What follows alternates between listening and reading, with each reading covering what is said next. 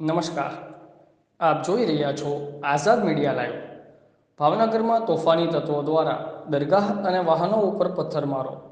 ભાવનગરમાં રામનવમી નિમિત્તે નીકળેલી શોભાયાત્રા શહેરના સંવેદનશીલ એવા નવાપરા વિસ્તારમાંથી પસાર થઈ રહી હતી, ત્યારે અમુક અસામાજિક તત્વો દ્વારા અહીંની સ્થાનિક અસાપીરની દરગાહ તેમજ તેના પરિસરમાં પાર્ક કરવામાં આવેલા રિક્ષા, લારીઓ તેમજ કારની ઉપર પથ્થરમારો કરવામાં આવતા વાતાવરણ તંગ બની ગયું હતું।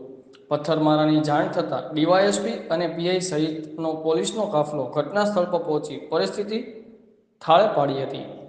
રિપોર્ટર મુર્તુઝા યુસુફભાઈ, આઝાદ મીડિયા લાઈવ, ભાવનગર।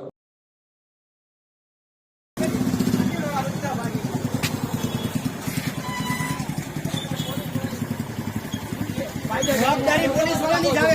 પોલીસ વાળા શું કરતા હતા? આખું હોળ બોલ બધું મારી નાખ્યું। જો પથરા જો કરેલા જો